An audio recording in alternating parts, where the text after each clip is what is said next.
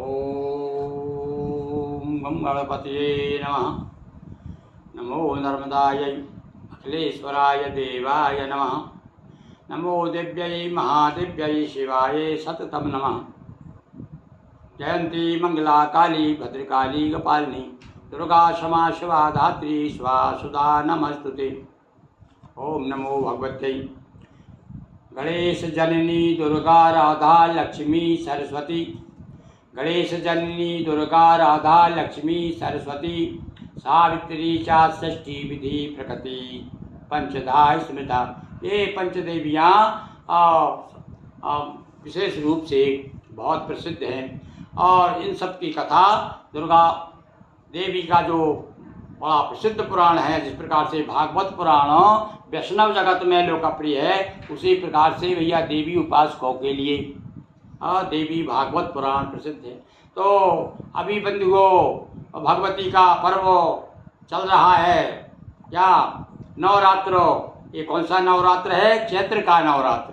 तो अभी हमने अश्विन के नवरात्र में ये देवी भागवत पुराण से पूरा पाठ करके आपको वीडियो तैयार करके दिया था। अब हम कुछ प्रमुख कथाएं लेकर के भगवती की आपको अर्थ सहित देखिए कैसी कैसी कथाएं हैं, क्योंकि पाठ में तो समझ में आता नहीं है। तो हम आपको ये दोहा चौपाइयों में और कथाएं सुनाएंगे। तो आप सुनिए, आज हम आपको त्रिदेवों को देवी का दिव्य दर्शन भगवती आज दूसरा दिवस है नवरात्र का। आज दूसरे दिवस में हम आपको बताने जा रहे हैं कुछ प्रमुख कथाएं देवी भागवत पुराण की। ये देखिए देवी भागवत पुराण ये अभी यहाँ से प्रकाशित हुआ है। इसके बाद में श्रीमद् भागवत पुराण भी आपको उपलब्ध होगा। ये पूरा दोहा चौपाइयों में कुछ ऐसी कथाएं, दुर्गा सप्तशती कथाएं तो उसमें है ही, साथ साथ में भगवती की और विचित्र बहुत सारी कथाएं हैं। तो इनमें से कुछ प्रमुख कथाएं हम आपको रोज 9 दिन तक सुनाया करेंगे। आज नवरात्र का द्वितीय दिवस है। आज हम भगवती दुर्गा जी की कथाएं लेकर के आपके सामने आए हैं। सुनिए आप। त्रिदेवों को देवी का दिव्य दर्शन, तीनों देवताओं को। दोनों का संवाद है जन्मेजय अरुव्यास। ब्रह्मा जी ने जो कहा सुनिए वह इतिहास। हाँ, ये जन्मेजय परीक्षित के पुत्र, राजा परीक्षित के जो पुत्र हैं, जो राजा हैं जन्मेजय, और वेदव्यास जी उनके यहाँ एक बार पधारे। तो वेदव्यास जी से उन्होंने कुछ प्रश्न किए और वो संवाद हम आपको सुना रहे हैं। और उस संवाद में ब्रह्मा जी ने व्यास जी कह रहे हैं कि देखो ब्रह्मा जी ने जो कहा है वो इतिहास हम आपको सुनाते हैं। देवी जी का चरित्र सुनिए। सुनिए हे नारद ऋषि ज्ञानी, ब्रह्मा जी यो बोले बानी। व्यास जी ने कहा कि भैया ब्रह्मा जी ने नारद जी को समझाया था, वो प्रसंग मैं आपको बताता हूँ। अलग अलग मत रहे हमेशा, मति अनुसार विविध उपदेशा। ब्रह्मा ही है सृष्टि करता, वही मूल है करता धरता। अब यहाँ पर बताया कि भैया देखो संसार में अलग अलग मुंडे मित्र और पिंडे मतलब भिन्ना, अलग अलग बुद्धियों में अलग अलग विचार, अलग अलग मान्यताएं हैं। कुछ लोग तो ये कहते हैं, ऐसा देखो नारद जी ने पूछा ब्रह्मा जी से, ये महाराज हो, कुछ लोग कहते हैं कि ब्रह्मा जी आप ही सबसे बड़े, करता धरता तो आप ही हैं, क्योंकि सृष्टि की रचना आपने की है। अब कुछ लोग कहते हैं भगवान विष्णु जो है जगत के स्वामी हैं, क्योंकि सारा जगत उनके हाथ जोड़े क्यों फिरता है, नहीं तो भूखे मर जाएं, पालन पोषण तो कोई करते। अब कुछ कहते हैं यह शिव की माया, सर्व चराचर को उपजाया। नारद जी कह रहे हैं कुछ लोगों का मत ये है कि सदाशिव जो है भगवान शिव के द्वारा सारे संसार की रचना हुई है। उन्हीं के आदेश से ही ब्रह्मा विष्णु जो है सब काम में लगे रहते हैं और उन्हीं का आदेश सारे संसार के जड़ जीव सब मानते हैं। कुछ जग जन इंद्र सूर्य गुण गाते आदि ब्रह्म। और कुछ लोग ऐसे भी भैया जो कहते हैं भैया देवताओं को जो इंद्र है ना, इंद्र ही देखो ना, पहले इंद्र की पूजा हुआ करती थी। चलिए द्वापर युग में नंद बाबा के यहाँ पर जो तैयारी हो रही थी दीपावली के समय, तो कुछ लोग इंद्र को मानते हैं कि भैया यही विधाता है, यही संसार की पालन पोषण करने वाला है, यही सबसे बड़ा है। कुछ लोग कहते हैं भैया देखो साक्षात नारायण कौन है, बोले सूर्य नारायण। अब इस प्रकार से, और बाद में तो ये बिल्कुल तय हो गया कि भाई पंचदेव उपासना, हमारे विद्वानों ने इस बात को मान्यता दे दी कि भाई 5 देव उपासना में से किसी एक देव की आप उपासना करेंगे, पर बाकी के जो अन्य 4 देव हैं उनकी अवहेलना नहीं करेंगे। हाँ, कोई भी आप जैसे सूर्य का कोई उपासक है तो वो बीच में सूर्य भगवान को रखेगा और आसपास सब देवताओं को आवाहन करेगा, उनकी भी पूजन करेगा। ये पंचदेव उपासना का जो आपका इष्ट है, जैसे भगवान शिव इसका इष्ट है, बीच में भगवान शिव को विराजमान करेंगे और चारों कोने पर चारों देवता, इस प्रकार से पंचदेव उपासना। तो यहाँ पर नारद जी पूछ रहे हैं ब्रह्मा जी से, और कुछ कहते उत्पत्ति सहारणी आदि शक्ति जगदम्ब धारणी। अय जगदम्ब तारणी, मैया जगदम्बा जो है, कुछ लोग कहते हैं भैया आदि शक्ति, संसार मूल में आदि शक्ति है, कुछ लोगों का ऐसा मत है। किंतु सत्य क्या है यह गाथा, और जिसको सभी नवाते माता। हे प्रभु हमें बताइए, नारद जी पूछ रहे हैं। नारद जी वाला जो प्रसंग है वो व्यास जी बता रहे हैं कि उनको राजा जन्मेजय को बता रहे हैं।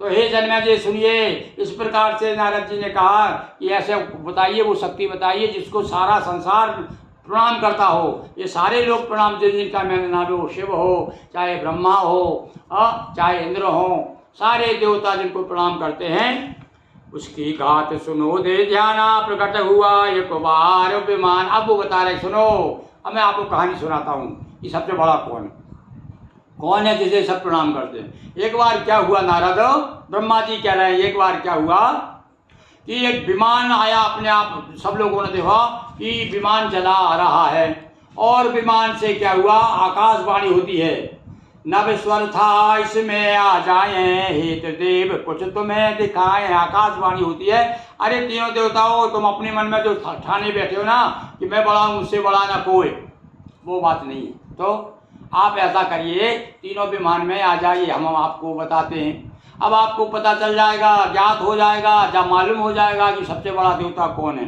तुम कहते हो मिलकर सर्वा, और हम ही है बस सर्वे सर्वा। तुम्हारे मन में जो अहंकार है, जो घमंड है, तुम चाहते हो हमें सर्वे सर्वा है, हमसे बड़ा कोई भी नहीं। तो भ्रमण करो देखो बतलाओ, अपने भ्रम को दूर भगाओ।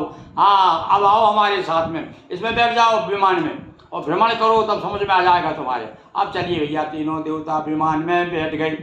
अब विमान चल दिया, चला विमान, ब्रह्म घर देखा। सबसे पहले ब्रह्म लोग गए, और वहाँ क्या देखा, ब्रह्म विशेष दृश्य। वहाँ क्या देखा, आगे चले विष्णु का लोका, तीनों ने विष्णु अवलोका। ब्रह्मा वहाँ देखे तो ब्रह्मा, तो वहाँ भी विशेष दृश्य दिखाई दिया, और विष्णु के लोक में गए तो वहाँ भी तीनों ने विष्णु को देखा। अब देखिए, अब ये विशेष बात क्या है, ब्रह्मा बैठे हुए विमान में, ब्रह्मलोक में गए तो वहाँ भी एक ब्रह्मा दिखाई दिया उनको। विष्णु लोक में गए तो विष्णु भी बैठे हुए विमान में, पर विष्णु को भी विष्णु दिख रहे हैं अपने लोक में। पहुँच विमान लखा कैलासा, दिखा सदा शिव वहाँ निवासा। वहाँ जब कैलाश में पहुँचा विमान तो वहाँ भी दूसरे शंकर जी दिखाई दिए। विधि हरिहर देखे चकराए, तीनों ने देखा, अरे हम तो यहाँ बैठे हुए और हमारा जो कौन आ गया, कोई नकली है क्या। चकरा गए, बुद्धि भ्रमित हो गई उनकी, और आगे शक्ति दीप को पाए। और इसके बाद आगे एक स्थान है, उसका नाम है शक्ति दीप। शक्ति द्वीप पहुँचे। द्वीप में जब पहुँचे तो वहाँ क्या जाके देखा उन्होंने कि विधि हरिहर थे सेवा करते।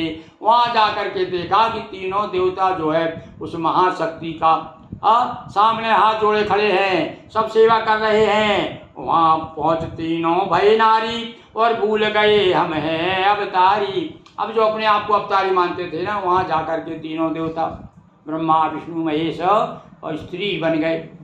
देखो भैया, शक्ति बताई, अब वो आदि शक्ति ने प्रभाव बताया अपना, वो बताना चाह रही कौन है सबसे बड़ा।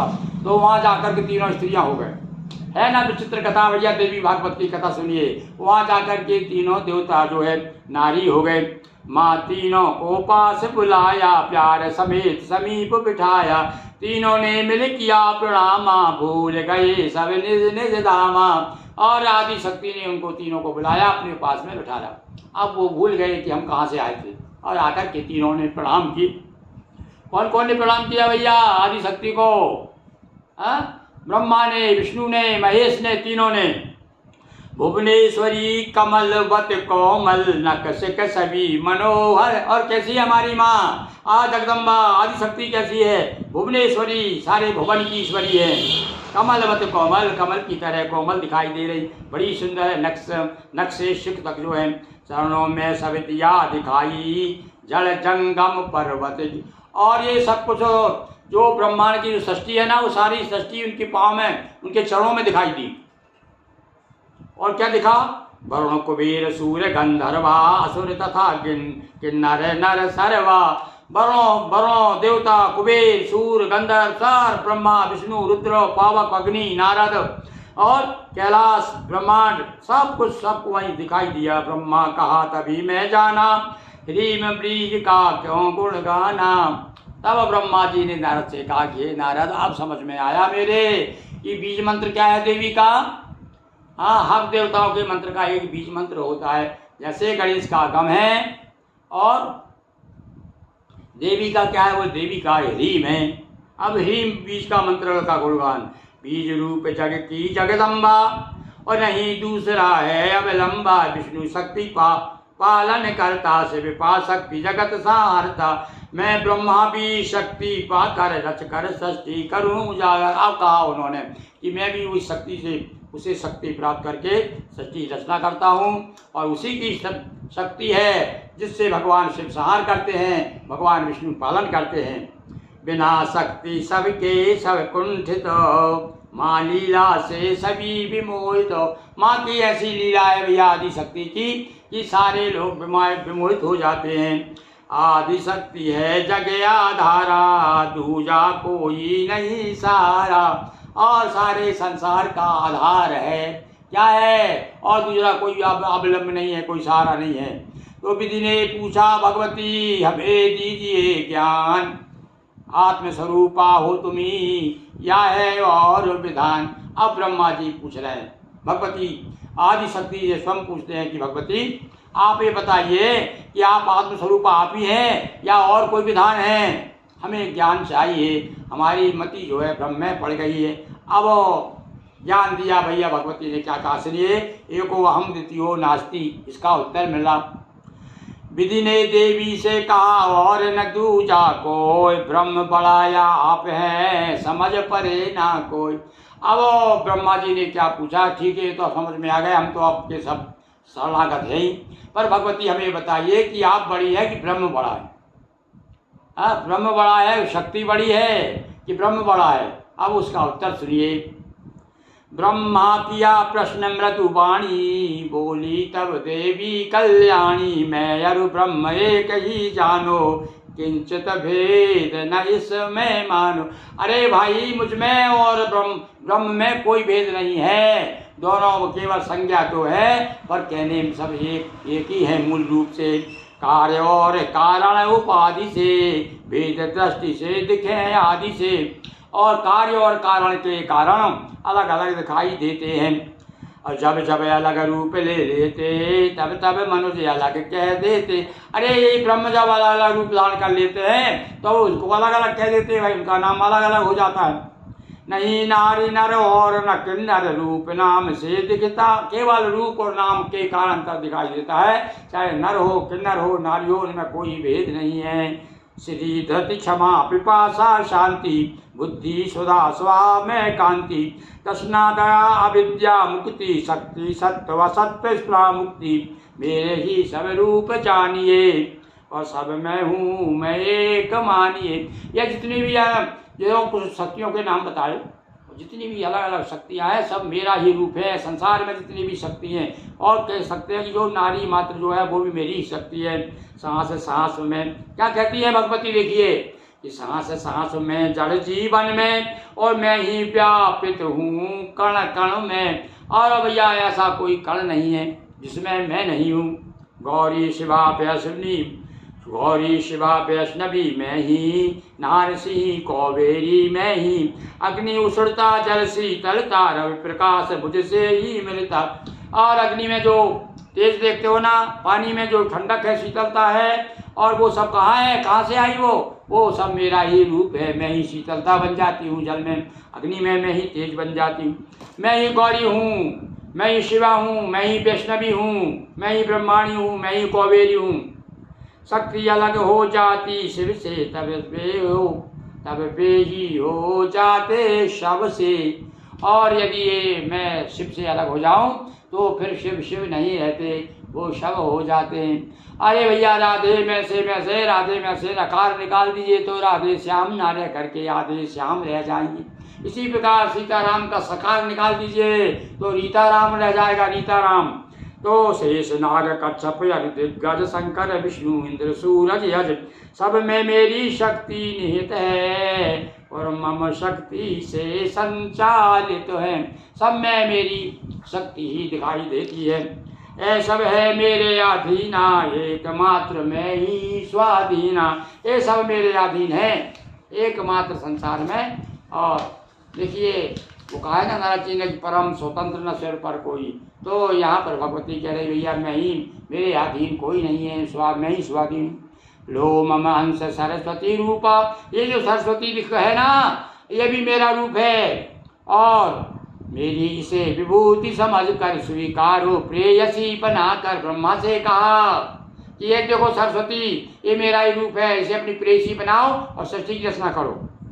काल कर्म स्वभाव गुण द्वारा जाओ करो सृष्टि विस्तारा। इसी तरह विष्णु से कहकर, इसी प्रकार से आदि शक्ति ने भगवान विष्णु से कहा, क्या कहा, साथ रहेगी शोभाशाली पूर्ण मनोरथ करने वाली। कौन, दीन महालक्ष्मी प्रकटा कर, महालक्ष्मी को प्रकट किया आदि शक्ति ने और भगवान विष्णु को सौंप दी।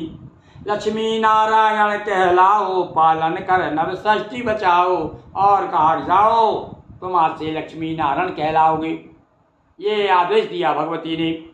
गाधा जस गुण ब्रह्मा को दीना विष्णु तुम्हें सतगुण में कीना। शिव से फिर बोली यो देवी दे दी तुम्हें शिवा पद सेवी। और उनको शिवा पार्वती दे दी और उनको सरस्वती दे दी। इस प्रकार से ये शिव तुम स्वीकारो काली और लीला करो तमो गुण वाली। भगवान शिव को आदेश दिया कि सुनो ये काली जो है मैं तुमको सौंप रही हूँ।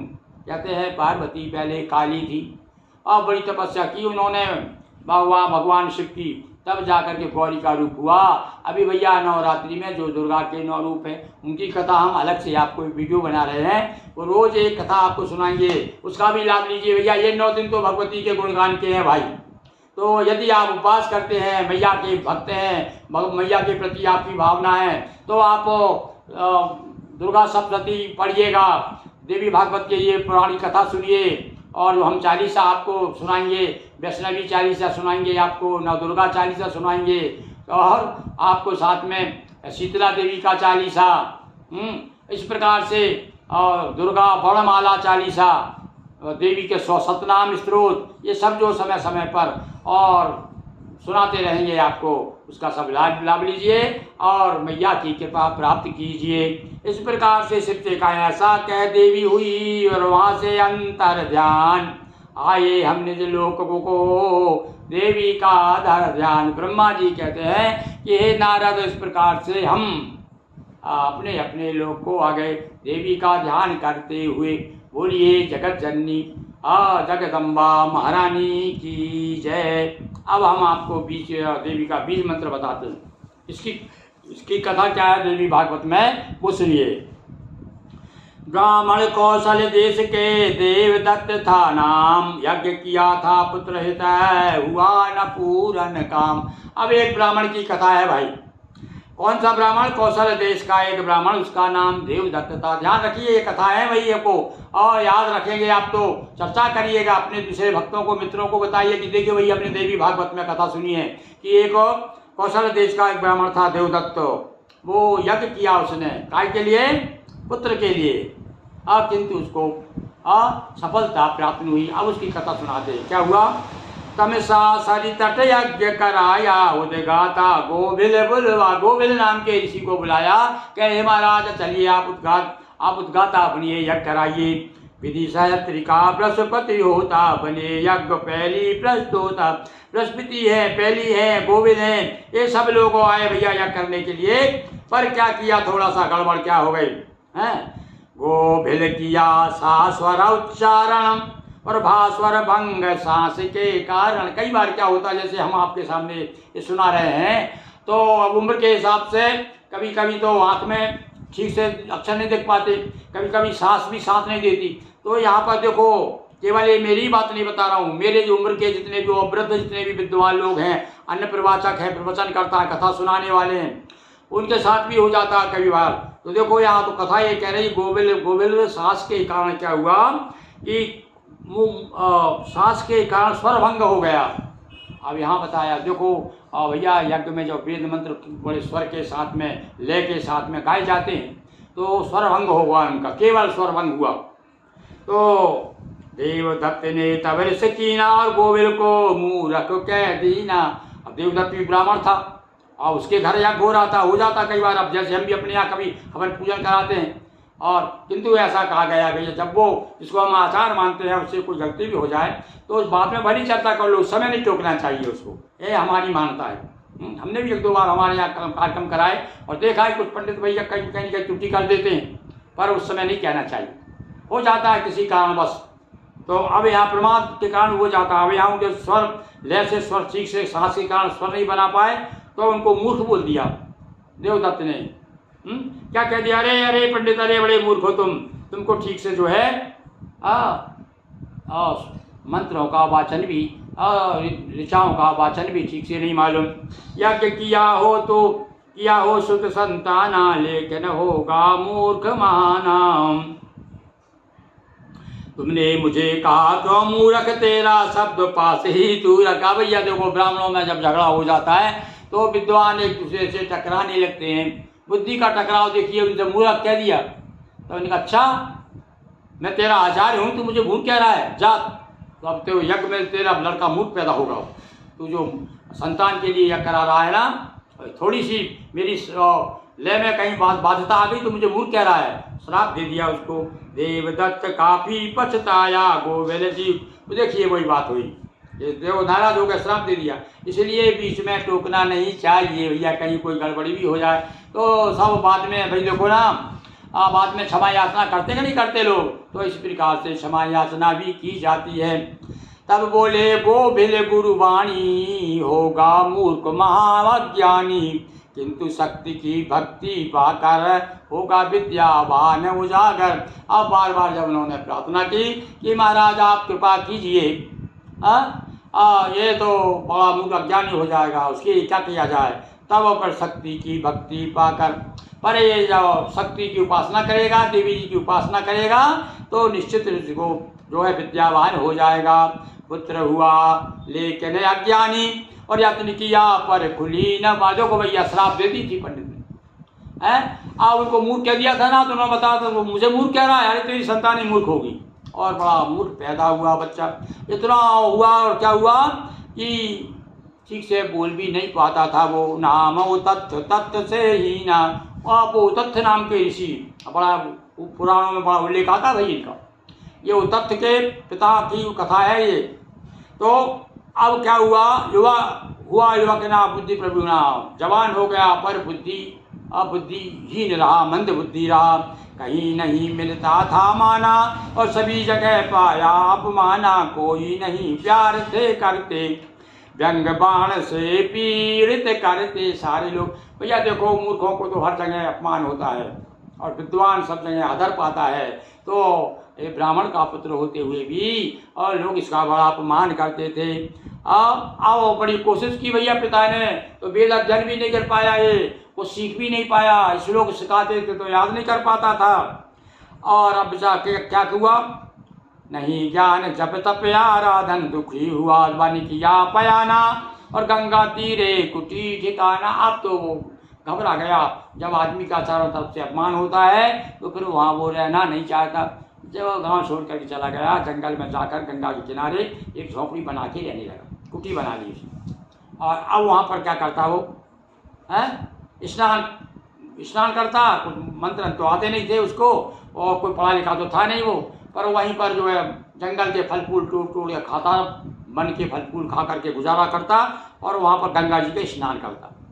पर एक बात उसमें विशेषता थी, उसने सत्य बोलने का प्रण ले लिया, सत्य बोलता था वो, कोई भी कहीं बात होता जो कुछ सही बता देता था। तो सत्य बोलने का प्रण लीना, यही विशेष काम एक लीना, सत्यव्रती भई वाणी सिद्धा, और नाम सत्यव्रत हुआ प्रसिद्धा।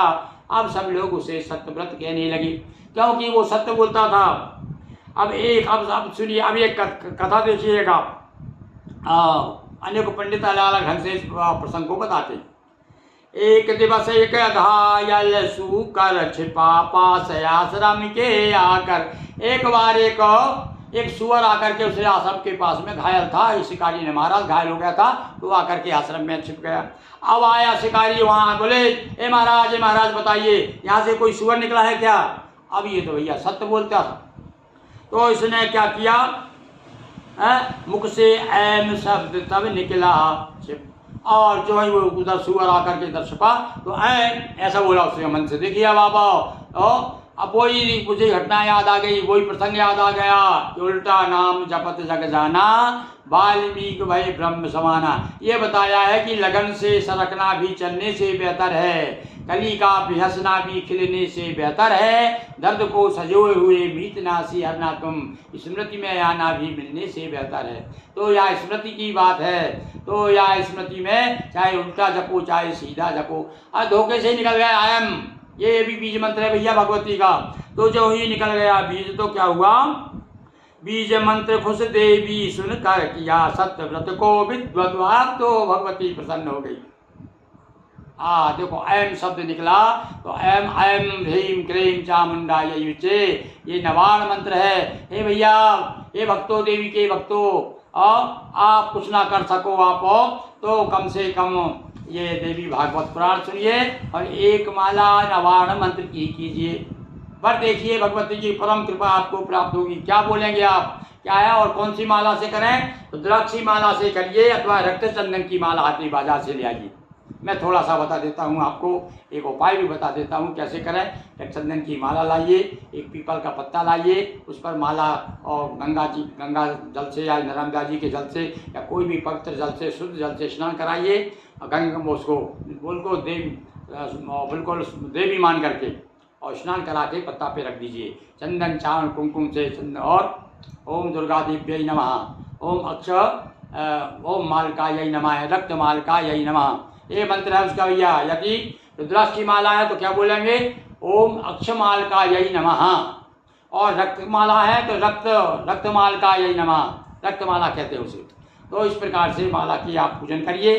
पूजन करने के बाद उठाइए और देवी जी को स्पर्श कराइए और उसके बाद माथे से लगाइए और उसके बाद जाप कीजिए। आपकी माला सिद्ध हो गई। 9 दिन तक आप कम से कम ज़्यादा से ज़्यादा जितनी माला कर सकें, 10 माला यदि रोज करें, देखिए आप वर्ष भर भगवती परम छत्र छाया में आप रहेंगे। जहाँ भी संकट आ जाएगा, भगवती आपके सामने खड़ी रहेंगी। और ऐसा ये जिस प्रकार से गायत्री मंत्र की महिमा है ना, और जिस प्रकार से पंचाक्षरी मंत्र की महिमा है भगवान शिव की, इसी प्रकार से देवी का मंत्र है ओम ऐम ह्रीम क्लीम चामुंडायै विचे। इसका जाप कीजिए। आइए ओम भी साथ में लगा देते हैं। तो मंत्र कहते हैं किसी भी मंत्र के साथ में ओम लगा देने से वो मंत्र सात्विक मंत्र हो जाता है। तो आप जो है निश्चित रूप से हम चाहेंगे कि ये पुराण तो सुनिए, चालीसा भी सुनिए और दुर्गा सप्तशती का पाठ भी करिए। ज़्यादा से ज़्यादा भगवती के गुणगान गाइएगा नवरात्रि में। तो ये अब देखो क्या हुआ उसने, अब क्या बताया आपको, पूछा उसने व्यास ने, क्यों आया महाराज जी, ए स्वामी जी इधर से कोई निकला है, कोई सुअर निकला क्या? अब तो देखो भगवती कृपा हो गई। देखो उसने क्या कहा, जिसने देखा बोल न पाता और वाणी जिसकी देख न पाता।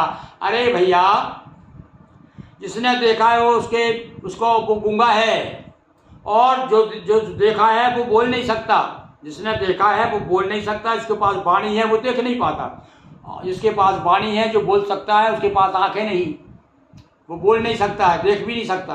तो इस प्रकार से वो जिस प्रकार कहना शुरू किया, तब वो तो कहाँ था, वो तो जल्दी में था, वो उससे कहाँ समझ में आया उसके क्या कह रहा है, चला गया, समझ गया महाराज जी मना कर रहे हैं।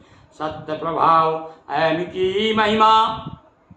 देखिए सत्य का प्रभाव और ऐम नाम का जो बीज है भगवती का ऐम, बीज मंत्र की जानो गरिमा, बीज मंत्र का जप किया मूर्ख हुआ विद्वान। कहते हैं कालिदास ने भी इसी मंत्र का जाप किया था काली जी का।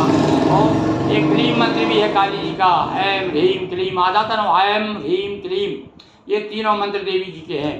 तो तीनों जो 3 रूप हैं देवी जी के, तो ये इसका आप जो है जाप करेंगे तो निश्चित रूप कुछ भी मत कीजिए, केवल इसी का जाप करें तो आपको इसका कल्याण हो जाएगा। तो देवी भागवत को सुने तो क्या कहा भैया, ब्रह्मा जी ने बताया नारद जी को, हे नारद, व्यास जी कह रहे हैं जन्मेजय से, हे महाराज जन्मेजय, बीज मंत्र का जप करके वह सत्यव्रत जो है बड़ा विद्वान हो गया, जबकि मूर्ख पैदा हुआ था। कहाँ का था भैया ये सत्यव्रत? ये सत्यव्रत जो है देवदत्त नाम के पंडित जी का पुत्र था। ये कौशल देश के रहने वाले थे और इन्होंने जब यज्ञ कराया और गोभिल को मूर्ख जब कह दिया देवदत्त ने, तब गोभिल ऋषि ने इनको श्राप दे दिया था, ऐसा मूर्ख हुआ। तो आज हमने आपको एक देवी के बीज मंत्र की कथा सुनाई। तो इस प्रकार चलो एक कथा हम आपको और सुना देते हैं, ये बीज मंत्र की महिमा और सुन लीजिए एक और। आज दूसरा दिवस है तो आज बीज मंत्र की ही बात हो जाए, तो सुनिए आप। देवी महिमा का सुने एक और आख्यान, अवधपुरी का सुदर्शन किया क्लीम का गान। अब ऐम की बात, ऐम ह्रीम क्लीम, तो ह्रीम का पहले बता दिया और ये ऐम का एक कथा ऐम की सुना दी ऐम। और अब जो क्लीम, क्लीम जी जो है देवी का बीज मंत्र है, इसकी भी बड़ी महिमा है, इसकी कथा सुनिए। क्लीम बीज मंत्र की कथा क्या है? एक नृपति ध्रुव संधि नामक अवधपुरी के थे जनना। अयोध्यापुरी के एक राजा थे, उनका नाम ध्रुव संधि था। दो स्त्रियां थी उनकी, मनोरमा लीलावती और मनोरमा नाम की दो रानियां थी उनकी।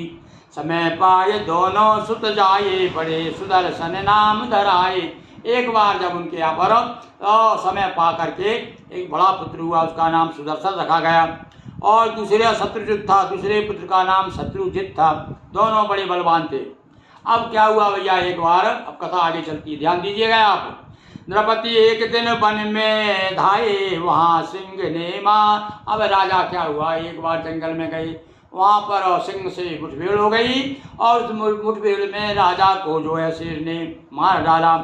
लीलावती पुत्र हो राजा, आया सभी बिगाड़न काजा। मनोरमा के पिता श्री भी बने, सुदर्शन अपेक्षा थी। अब ये लीलावती और मनोरमा दो रानियां थी, दोनों के पुत्र अलग अलग थे। अब क्या हुआ, राजा जब मर गया तो भैया देखो सौतें होती ना, तो आपस में तो सौतों की बड़ी कथाएं हैं पुराणों में, हैं। बनता कद्रू दीन दुखो, आपने रामायण में भी तुलसीदास जी ने चर्चा की है उसकी। तो मनोरमा चाहती थी कि मेरा पुत्र जो है राजा बने, और लीलावती चाहती थी मेरा पुत्र राजा बने। तो दोनों ने क्या कहा, दोनों ने अपने अपने मायके से अपने अपने पिता को बुला लिया। और भैया वहाँ देखो अभी दो रहा है, जो भी सैन्य समेत पधारे, युद्ध किया रण में गए मारे। मनोरमा भागी ले बालक, विद्वल मंत्री हुए सहायक। अब मनोरमा के पिताजी जो है रण में मारे गए। दोनों लड़े भाई, उसके पिता आ गए और कुछ सेना। अब जब दोनों लड़ाई हुई तो वो मारे गए। तो मनोरमा तो बेचारी अब क्या करे, या उसके पिताजी जो सहायक थे उनके वो मर गए।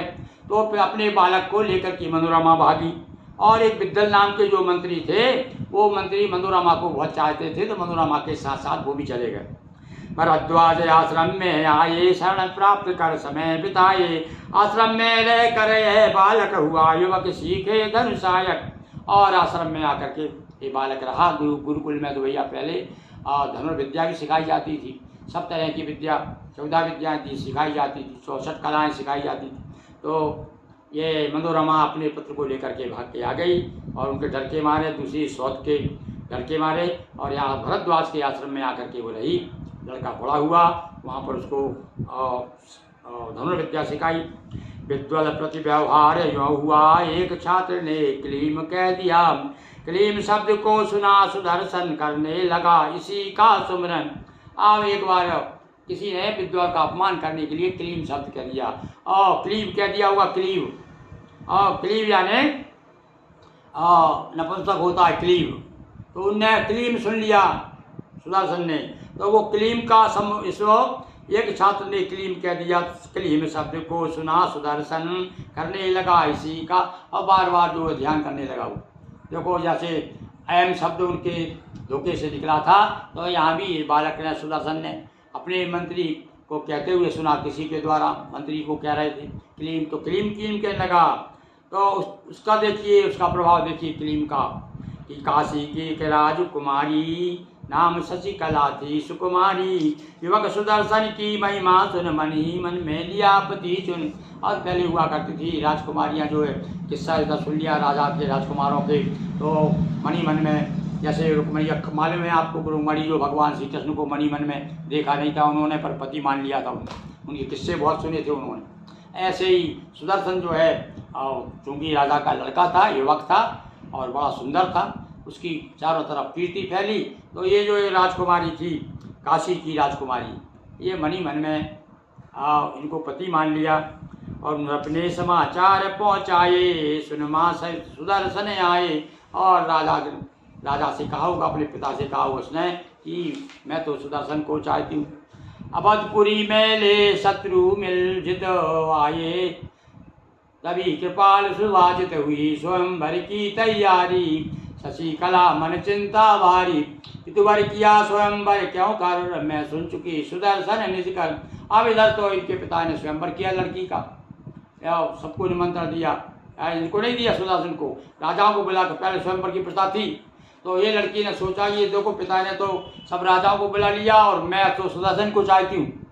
प्राण तजूंगी बिना सुदर्शन आखिरकार, सोच कर मन में गुंज पई सुभाय कीन नहीं देरी। और रातों रात भावरी फेरी लहे, लड़े युजाजित लोक सुदर्शन, दोनों भिड़े हुआ भीषण रण। क्रोधित हो प्रगटी जगदम्बा, हनायुधायुध विनय बिला विलंबा। तब सुबाहु ने शीश नवाया, स्तुति की शरण में आया। अंबिका मैं हुई निवासी, कभी नहीं त्यागूंगी काशी। अब राजा जो सुबाहु था वहाँ का, काशी का, उसने बड़ी मदद की और जाकर के सुदर्शन को साथ लेकर के, और मतलब सुदर्शन के पक्ष में राजा लड़ करके, और जो दूसरे राजा आए थे जबरन विवाह करना चाहते थे, उनको उन्होंने हरा दिया। और तब भगवती प्रकट हो गई और सुदर्शन पर प्रसन्न हुई और आगे कहने लगी, बेटा मैं हमेशा तुम्हारा साथ दूंगी और अब मैं काशी में ही रहूंगी। तुम भी अवधपुरी में जाओ, राज करो निज धर्म निभाओ। तुम जाओ अवधपुरी चले जाओ और वहाँ जाकर के राज्य करो। और कहा माँ होकर हर्षित, मेरी मूर्ति करो स्थापित। और माँ ने कहा आप जाइए मेरी मूर्ति को स्थापित करो। और आश्विन की नवरात्रि विशेषी, आश्विन में जो नवरात्र आई उसमें विशेष रूप से पूजन अर्चन करना।